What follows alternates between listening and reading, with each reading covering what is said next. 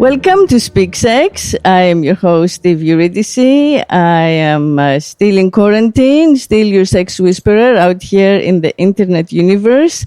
And today I'm speaking with an amazing intimacy wellness expert, Susan Bratton.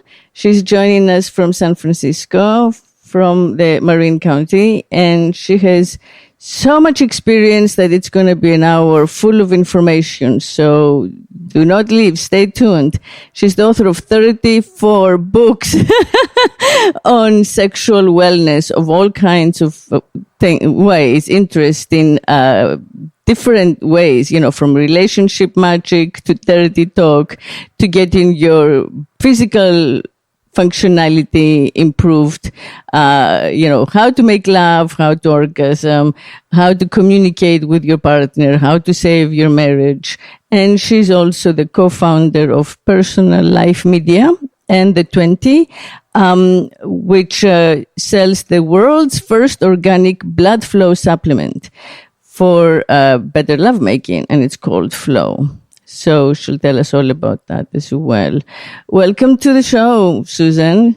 Hi, beautiful Eve. Thanks for having me. We've been wanting to get together for so long, and I was really glad that you were up for wanting to talk about how to smash the patriarchal view of orgasm. Exactly. Yes. That is a good subject. Right. Smashing the patriarchy is my specialty.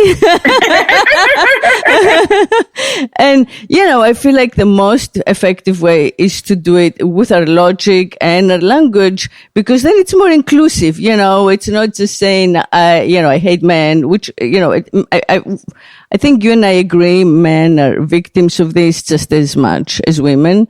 So the patriarchy is just a word of like the patriarch who was at the beginning of it all and set up rules of extreme control that affect the personal happiness and freedom of all genders, right? So within that, yes, the limitations of women's orgasms. Do you agree that there are 7 different orgasms that women can experience? Well, I like to say 15. And I love you. That's for both men and women. Okay. What I was thinking about was how could I convey in a 1-hour show with you the different things that I think go into expanding our view of what our orgasmic potential is, moving from what I'd like to define as what I call the patriarchal view of orgasm. And as I was thinking about it, I think there's a conversation that we need to have about genital anatomy and erectile function. That's important, and engorgement. There's kind of the physical piece that I think you can't really understand how to see a bigger orgasmic potential until you understand how the body actually functions. So there's that piece. Then the second piece is what you just said, which is this idea of how many kinds of orgasms are there? So I'd like to take a minute to define the types of orgasms. And what I often get asked from people is, what does that feel like? Because it's easy for us to speak them into the world, but also there needs to be a language of kinesthetics, of body-based reality for people so that they understand not just rationally what they're going for, but what they are going for in their body and their feelings. So I think that's a second piece.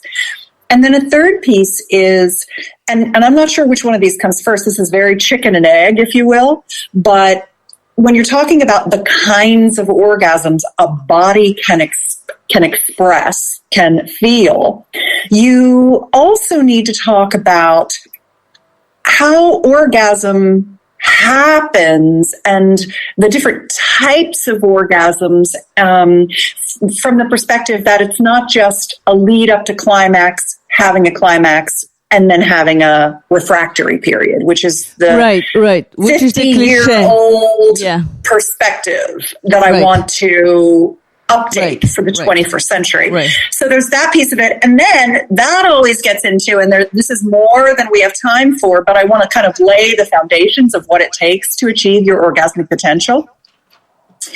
Because I consider myself, I like to call myself an orgasmonaut, like an astronaut that goes out into the far reaches of orgasmic space, of orgasmic possibility. I love it. I have taken myself into those places. And what does it take to be comfortable, confident, connected, relaxed enough to achieve those states? Because that's the fourth piece of this. It's not just about the physicality. It's not just about understanding the types of things. It's not just understanding what it feels like in your body, not just understanding the way orgasm really works versus what we've been taught, but also underlying all of that, the firmament upon which your orgasmic expansion lies, the bed in which it lies, is safety and surrender and pleasure and trust and heart connection and all of those pieces. So I don't think any conversation about smashing the patriarchal view of orgasm is complete without each one of those essential components of the conversation. Yeah. And because it's such a huge topic, I mean, look how long just to introduce it. I feel that, people get a tiny glimpse of it or a little summary and they think that's it, right? So to me, the more interesting aspect is the mental aspect. The opening up your mind to the understanding of it, to what, you just said, is a big hack, a big life hack, because we just don't have that concept to begin with of what orgasm is. And then, we have a lot, I think that our generation of feminist women, have felt that, okay, we taught the world about the clit and we got men to be willing to give, pleasure back. That's huge. And we kind of got stuck there. And then everything else, all the other potential ways of feeling that orgasmic freedom and oneness, have stayed at the level of borderline porn, shame, embarrassment, right? So getting all of that out in the open and trying to legitimize it as much as the clitoral orgasm was, in the 60s and 70s, that will be amazing, right? Yeah, I think that awareness is an instant open door. The minute you become aware that there's 7 or 15 kinds of orgasms, it flings wide the door to possibility. So awareness is one of the biggest pieces of finding your orgasmic potential. Right. And the other thing is that I think when we think about the clitoris still, a lot of people are stuck in the tip of the clit, just the little 5% of what they see. And so that's where I want to go to anatomy and really talk very simply about how to swing wide the door of your orgasmic potential by understanding what's actually going on down there. But before I do, I think I'd like to also just say my piece about what I think the male patriarchal view of orgasm is. Yes, is that go okay? ahead. Thank you. Yes. So what it looks like to me is in today's modern age is still I have a hard on. I'm the male. I've got a hard on. So now I want to fuck. Right. And I'm going to throw you down on the bed. And your bra's still going to be on, and I'm going to rip your panties off, and I'm going to spread your legs, and I'm going to maybe spit in my hands on your pussy. And then, is it okay if I say things like that? Yes, absolutely, and it's so true. I'm going to spit on your pussy with my spit, and then I'm going to shove my dick in you. I'm going to pump away like a piston, boom, boom, boom, in and out, in and out, in and out, like a piston. Like my cock is completely unconscious of what it's in. It's just in this wet hole that feels good to my dick. And then I'm going to come and I'm going to ask you if you came, and you're going to lie and tell me you did. And then you're going to do that about 100 times because you like to be close to me. And then you're going to stop wanting sex with me because you resent me, because you never get to come and you never get warmed up. And I begin to hate you. And I start to look for someone who's more exciting and interesting to me, who actually has an emotional connection to me, who cares about me. Meanwhile, you've gone along thinking you're great in bed. You've made me come. You like sex with me. It feels really good to me. I come every time. And I'm super glad, and I've got a great sex life. And then all of a sudden, one day, you don't want sex with me, and I think, oh, there's something wrong with you. Right. You're frigid. You must be a lesbian. You're just a bitch who's withholding and rejecting me, and I fucking hate you. Yeah. And so, that was a dramatization. Yes, and I want to say that that's not really what I think is actually happening most of the time. Right. But if you look at the movies and you look at porn and you look at the dissatisfaction of most women, and if you're like me, you've talked to thousands upon thousands of married men whose wives don't want to have sex with them anymore, and they want to know what to do. I got an email from a guy today who said, how do I get my wife to want me for sex again? Which is one of the most common emails I get. She had some affairs just before she turned 50, and now she's gone through menopause, and she just doesn't want me anymore, even though I've forgiven her for the affairs. And I'm like, oh, dude, this is the classic construct. Like, you are just like all the other guys. And this is what has happened in the past.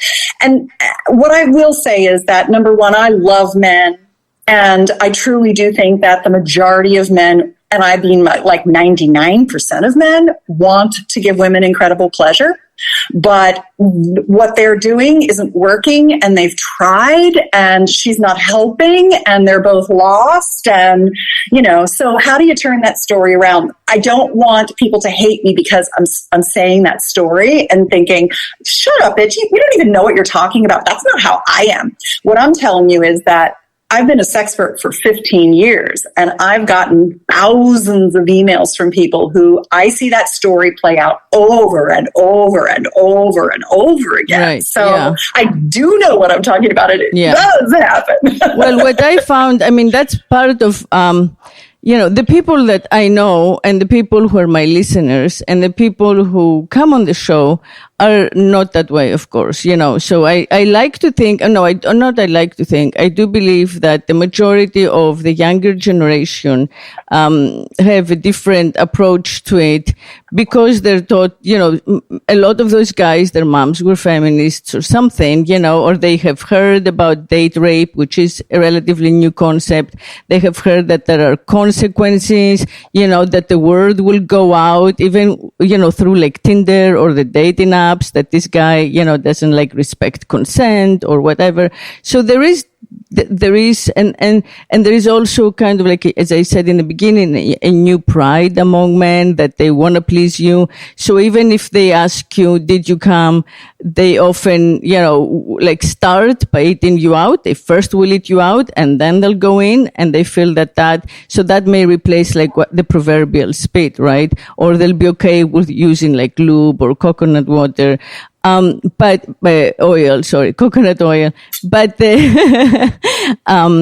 but I feel that yes, what the crux of what you're saying is that, for the entirety of patriarchy, which is thousands and thousands of years, our understanding of the sexual initiative belongs to the men, and it belongs to the men with that physical desire expressed by the hard-on, and the woman is the passive one by means of having the receptacle, the hole, right?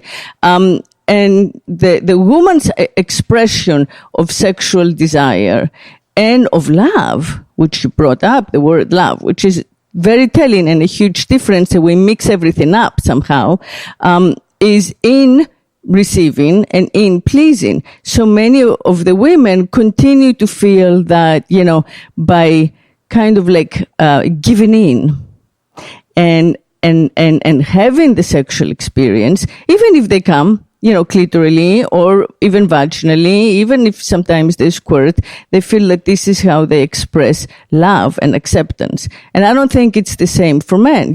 Men take way longer to understand, to feel, to feel the same kind of like expansion of love and intimacy that women get into right away. So there is definitely a disconnect. And I think that that's part of the patriarchy disconnect. So even when you talk to like really progressive woke guys, they'll be like, well, women need like 100 hours of talking for like, 2 hours of great sex, and I'll talk to them because I want to get laid, So it's rare, even though it's happening more and more, to find the man who is as open and receptive, intimate in intimacy, as the woman. And that's because they're not raised that way. They're raised to not speak, to be macho, to go out and wage war, to take things, to compare each other by means of like either their women or their value, the monetary value. Like historically, women were loot. There was a war, you would take the women, you would rape them, you'd give them to the soldiers as perks, right? So we need to kind of like disconnect from all that ancestral, trauma and social conditioning that has come with it, that separates how women and men respond to sexual desire and sexual exchange. So I think that's what the main thing is about, the main difference is about how the patriarchy has formed us. So whereas women are the powerful sex gender, because we do get more orgasms, we can have them continuously. We can go on and on while men will pass out, right? No, that's not true. Men can also orgasm like women. I think that's a misnomer. I think that's part great. of the patriarchy. That's great. As well. That's great. Yeah. That's the patriarchal oppression of men. It's like you're done. It is. Yeah. Yeah. So, okay, go ahead. I mean, I would love to hear about all the 15 ways of finding pleasure and how you think each one, what do you think the best way is to go about discovering, opening up, learning, adjusting, not being stuck in the familiar? Okay. So the first thing that I want to say is, let's talk about the 15 kinds of male and female orgasms. To really discuss that, what you have to understand is that the male and female body are actually very, very similar. We just think they're different. We think that women are able to be multi-orgasmic and that men are basically one ejaculatory orgasm and done. And that's one of the things that patriarchal sex has ruined for men, is this notion that ejaculation and orgasm are essentially entwined when actually they're separate systems in the body. The Taoists have been having male multiple orgasms through full body energy orgasms for thousands of years. And most people don't pick up Taoist practices because it also includes semen retention, which means you don't get to ejaculate. You just have orgasms without it. The thing that modern men need to understand is that you can actually use these techniques to choose to have ejaculatory choice. You can come when you want to or when she wants you to, or your partner wants you to, he wants you to, anyone wants you to. You can decide to ejaculate when you want to rather than feeling like you don't have any control over it. And then you can begin to take that sexual energy that you're shooting out the end of your penis and bring it into your body and circulate it and bring the pleasure inside, connect it to your heart, connect it to your brain, connect it to God, connect it to source. And so that's the notion that I think most men need to understand, is that orgasm, and this is the same for women, orgasm isn't that chart you saw from Masters and Johnson that showed, the orgasms can you have. Well, you can have kissing orgasms. You can have getting hickeys and your neck can give you orgasms, your clavicle and sternum, the breast tissue, the nipples, the erectus abdominis of your belly. If you grab that and shake it a little, rock it a little, you can come from that. You can come from stroking the mons, stroking the labia, stroking the clitoris, getting the shaft erect, licking it, sucking it, rubbing it, swiping across it, circles on the opening to the vagina, fingers inside, tongue inside, penis inside, combinations of blended fingers, tongues, there's just so many. And then, of course, anal gasms, because that perineal sponge sits between the opening, it sits between the rectum and the vaginal canals. So it loves stimulation inside. The anus has tons of nervous tissue that's full of sensation. The perineal area, the spot between the opening to the vagina and the opening to the anus. Never mix the two. I always want to say, yeah. You got to keep kosher. Yes, yeah. One hand is for the ani. One hand is for the vagina. Never the two shall meet. Use a nice tight glove with lots of lube. Take the glove off. Wash your hands. E. coli is not your friend. No. And I personally don't recommend rimming. I mean, I think it takes a lot of cleanliness. There's a lot of parasite transmission, and E. coli you have to be careful with. It's like something you see on porn. That is not the real world. So everybody's talking about rimming, and I'm just old school. I like to friggin' protect my health. So, so you've got all these wonderful things. But I do have a question. Does it sound the way you describe it like men have to do more work? I mean, I don't think so, but is there reciprocity in all of this besides the pleasure that we get from pleasing the other? Well, what I've found with men, and I painted a very negative picture of that patriarchal orgasmic experience earlier in this episode, but in all honesty, most men would give up their own pleasure to give a woman pleasure. And once a man gets some skill in understanding how to be a good lover and how to give pleasuring, he wants to do that for hours. There's nothing that makes most men happier than coming the shit out of their woman for hours. I agree. No, I agree. So it's not work a sense of for pride. Guys. Yeah. I mean, if it's work, it's that he just hasn't had enough experience. He literally doesn't have enough techniques. Techniques are very important for men to know.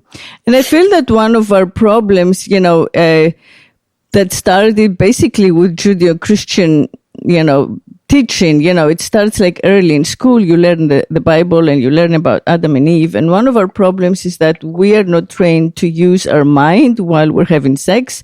We feel like that's when the mind goes to sleep, right? We're not thinking and we're just kind of going into some animal nature and we're not speaking and we're moaning. So thinking about what you're saying, being aware in some basic, consciousness of the anatomy, of the perks, of what might work next, of the mechanics of it, staying, conscious mentally and thinking and not just kind of letting go because you feel that this is the unspeakable, what happens in the dark, we're just gonna do what animals do and then we'll go back to our normal life, right? But normalizing the sexual experience is part of what the eye does, the same kind of thinking self that makes all kinds of other decisions in life, I think is very useful in this. So you can keep in mind what you just said. Yeah. I totally agree with you, Eve. And the way I describe that, the words I use for that are conscious versus unconscious sex. Anyone can make a baby. Making love is actually a series, a skill set of and awareness and understanding of certain principles. I wrote a book that's probably my second most popular book. It's called Sexual Soulmates, The 6 Essentials for Connected Sex. And in it, one of those 6 essentials for connected sex is presence, actually being present. Because what you were talking about when you were describing that conscious versus unconscious sex is friction. It's, we're not talking. I mean, not talking ruins sex. Talking, whether it's and sexual mastery, is understanding these things we've been talking about.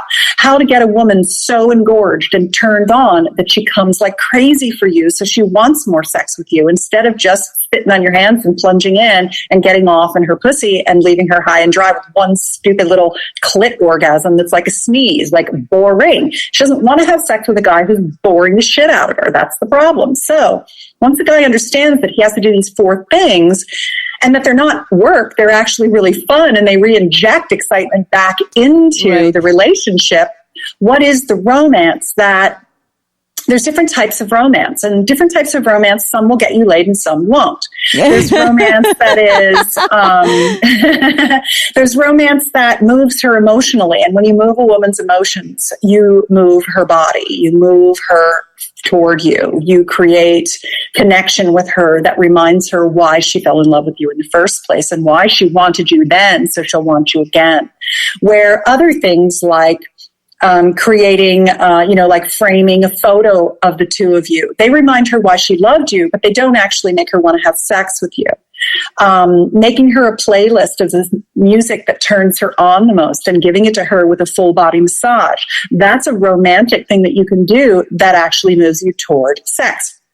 So the 5 pillars of passion were essentially a look into what you can do to recreate a fully romantic reconnection with your partner, some of which you do because she needs it, and some of which you do because it reminds her body that she actually is a sexual creature. Yeah. That's nice. I feel that, again, in my work through this podcast, especially, I found that a lot more people are normative and have those issues than I thought. When I used to work before, I would go to communities that were already like sexually potent communities and write about them, investigate, film them, document them. And it was kind of like, my idea of like the Masterson Johnson of the 21st century. But now, because I've had so many more, people who are listeners coming on and asking questions, I find that actually those things, at the most basic domestic level are the things that make a difference. Why does she want me? Why doesn't she want me? Why is he functioning this way? Why is he malfunctioning? Is it normal? And these days there is the easy kind of like way out. I feel that like with ghosting and, dating apps, it's super easy to say, okay, I can try someone else. Right. And instead we get into kind of like these repeat patterns, but they feel less limiting because we get to change partners so much faster and, and more easily. So we're always kind of like staying on the surface of things instead of getting deeper, either emotionally or sexually. People, I feel like a lot of people stay now with the high of the start, of the beginning, when it's like the conquering and the flirting and the like self-advertising and the fantasy of each other. And, as soon as that gets into like everyday reality with all of its limitations, they start thinking that, oh, I made a mistake. She wasn't for me. She doesn't understand me, or he doesn't understand me. I can go back and like swipe again. So yeah, I feel that, I wish as well as feel that, this type of sexual education should be readily available. And I think that that's one of our greatest challenges, that like what you're saying should be accessible to everyone. It should be like Oprah level accessibility. We should have millions of people who are listening and are kind of like taking it in. I think it should be in, at the elementary school level, the high school level, middle school level, and then, of course, like in our daily media programming along with everything. But it seems that instead we get like, cute little articles maybe about how to get, this guy interested, or that don't go in depth, that don't include the anatomy you just explained to us, that don't, include like the specifics. So, the people who are interested and who have the time and who have the financial ability will look and find you. And, that's personallifemedia.com.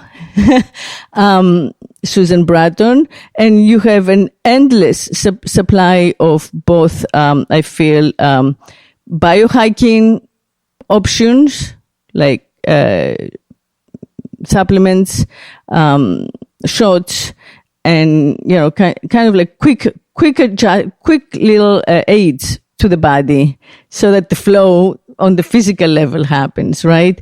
But also a wealth of information and advice about, practicing it.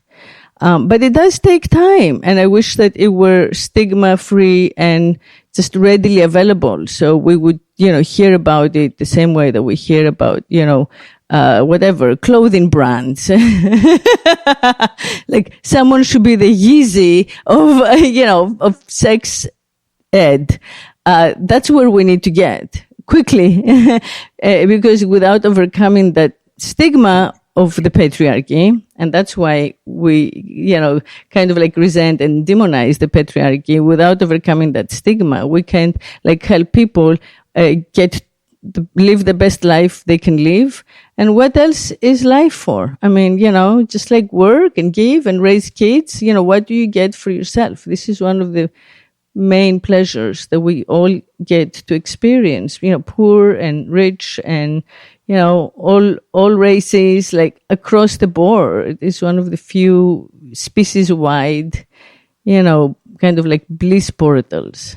So when I was talking about orgasm, and I was talking about how if you picture in your mind a mountain, you go up one side of the mountain and then you kind of fall off the cliff. It's like your orgasm is half dome. You walk up the backside, you fall off a cliff. And then you think about a stair step where each step is going up and each step is a little longer than the last. And when you think about almost an escalator of pleasure, that's what expanded orgasm is. Expanded orgasm is a clitoral stroking technique. It's been called many things: expanded orgasm, orgasmic meditation, deliberate orgasm, or DO, doing. It's been called extended massive orgasm, EMO. It's been called many different things. There are many different flavors, different lineages of this particular clitoral stroking technique. And this clitoral stroking technique helps women get into the moment of orgasm, the moment of climax, and then to be able to take that moment of climax and really pull the moment of climax like taffy to make it longer and longer. So instead of going up that hill and then falling off a cliff, what you do is you go up that hill, and then the hill grows longer and longer, and you're just staying in orgasm. And then you take a little break, and then you climb another hill, and that's a really long, flat plateau at the top of that hill. It's like a series of mesas that you begin to achieve rather than a peak and a fall. And the way that you do that is through a very conscious, deliberate, slow, light stroke on the clit with one finger underneath the hood. Usually for most women, if the clit is 12 o'clock, then it's off her left side at 2 o'clock. That's where the majority of the nerve endings end for many women, about 80 to 90% of women.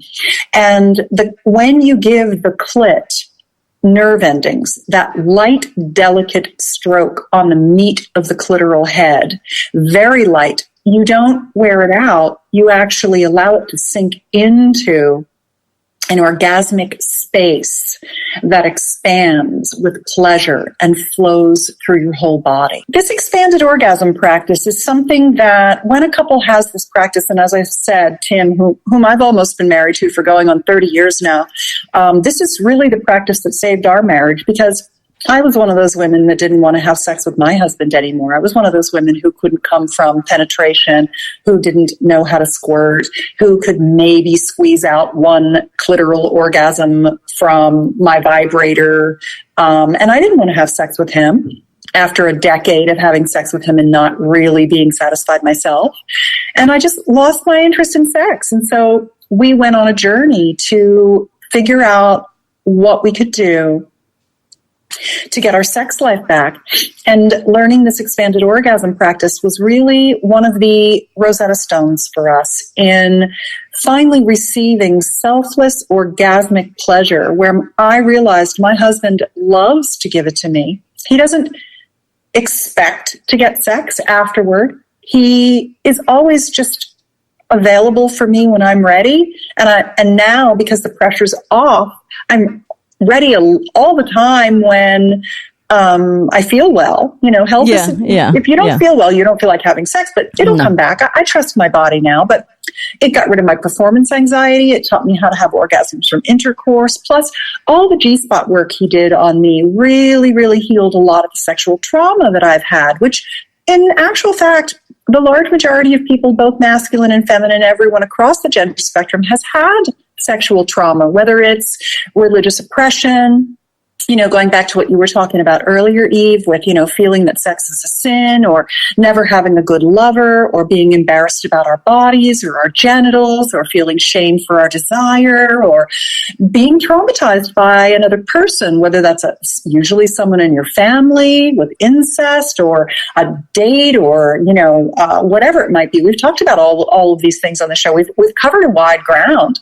Whenever you talk about sex, you have to talk about the whole person and all of their collective experiences. Yeah, and I feel that, I'm sorry to interrupt, but I do feel that, the earliest understanding of sex that we all have because of our lack of education is akin to rape, because we were too young and uneducated to understand consent or speaking about it, when you're a teenager, or even younger sometimes. So, for many women and oftentimes, boys, it's just a violation. What we would, what we would qualify as a form of rape, as a, lack of consent. Because if there is no educated consent and it's coerced, then your body doesn't know what it's in for, and then it becomes, that the rape level violation. So getting from that original experience, right, to healing, to self-healing, and to finding the pleasure in it, and then kind of like the wealth of different, experiences of what your body can give you when you accept it. That's a long journey, and it takes time and a little bit of effort, looking for the solutions, looking to figure it out, and not assume that we're all like born knowing everything. I mean, I feel like, we take lessons for so long just to drive a damn car or whatever. How long have we been in school to learn, to do basic math or to learn the geography of the planet, which most of us don't even remember anymore, or to memorize some text or, learn languages, learn a new language. But we don't take that time to learn the language of sex and how the functionality of our anatomy, which seems much more, fundamental to every human being. So I think that's the value of your work, and that's the value of our putting this programming out there for everyone around the world who can access it, because it's fundamental education to me, and that's very different from, porn. I think it's like, education 101. 101. You really cannot live a happy life without learning about it. And you can search on our website at personallifemedia.com and just go up on the top right, type in any keywords, and you'll find answers. It's the Rosetta Stone of hot sex, that thing. It is. You have it's an a amazing body of work. Yeah. You have an amazing resource. You've organized it beautifully. You've sustained it through the years, to your credit. It's hard to stay true to this and just grow it and enjoy and update it. I saw that you even speak on, boundaries, expressing your limits, all of that, which is so important nowadays for the younger generation. Yeah. So thank you. You've done an amazingly amount of work in this field. And no, you have to come back. I am happy to come back.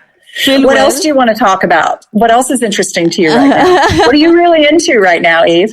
Well, I'm into, what I brought up before. I'm very interested in it because I hadn't thought about it before, which is the state of flow, accessing the state of flow that we get in from orgasm as a way of healing, because I feel that we are all in a state of mass disease, right? Yeah. So it's, even though, listeners have specific questions, what are the best ways to initiate phone sex? What are the best ways to initiate, video sex? Should I dare? Do I trust this other person on the other end to not use the material, in some unethical way in the future? Dating during coronavirus. So I know that these are huge questions, but at the heart of it is we gotta heal, and the whole planet seems to be in a state, of diseased functionality, which is a state of discomfort with our body and our environment, and whatever toxicity there is out there. So I do feel that if we associate that place of flow that we get through orgasm to the place of where we need to be in order to heal, right? Globally, that's a beautiful kind of closing statement. And that's a beautiful, work to do when you go inward, which is what I think we should be doing more in this time. Just kind of revisit our choices, revisit our choices also of partners. I think that COVID has made monogamy, or at least kind of living, I don't believe in government sanctioned marriage, but, living with a mate, highly desirable again, right? So it seemed that the tech revolution has made it less interesting because, you could be single and you could be seeing all kinds of people non-stop, and why sacrifice your freedom in your space. But this is one of the lessons for me and for many of the people I hear from COVID is make the compromise, commit to one person, and, find someone who's willing to kind of learn with you and grow with you, expand with you, sexually, so you can stay together. Because, hey, you could wake up into a pandemic and then you're alone trying to learn how to have phone sex with strangers, or depending on vibrators and, smart toys. And so that's a big thing that's in my mind. And, as I mentioned at the beginning of the phone call, I also think that we've all seen the value of going back to nature. You live in nature, and, that's just such a, I think it's beautiful in so many ways. Your oxygen is, intake is better, right? Your access to locally grown food is better. Your access to social mobility in a time of isolation is better, right? You just have more space. So yeah, all of this, is definitely on everyone's mind, kind of making this, our conversation is untimely. And I feel at any time in the future where it will stay permanently out there in the internet, people will profit from it when they access it. And, it's good to kind of place it in this moment, this extraordinary moment in our history where we just did a massive reset, right? Yeah, I like to call it the great pause. And normally when we're in pause, it's the middle of winter, it's the dark time. But right now we're in the middle of pause in the springtime. And it really, I think, encourages us not just to rest and relax, but to, like you said, reconsider what we want our life to be like going forward. And having the connection that is the birthright of our humanity, to be connected to each other in bliss, is such an important reset. Stopping the consumptive culture and restarting as a connective culture. That's the conversation that we're having here today. And I really appreciate you giving me access to your platform of fans and followers, because as we've been talking for probably 6 months to a year, somewhere in there, you and I having, connection and conversation over Instagram. And, I've been a real fan of the heart and the global perspective that you bring to conscious sexuality and connection as a cure for so much of what we crave that we're missing. So thank you so much for having me today. Thank you. Yes. It was an amazing conversation full of specific, useful intel, but also just wisdom, lots of wisdom. Aww. So thank you for joining us, Susan Bratton. Thank you, Eve. And I hope we do it again. And thank you everybody out there for listening. Thank you for staying with us and for speaking sex. And until next week, speak sex and believe Eve.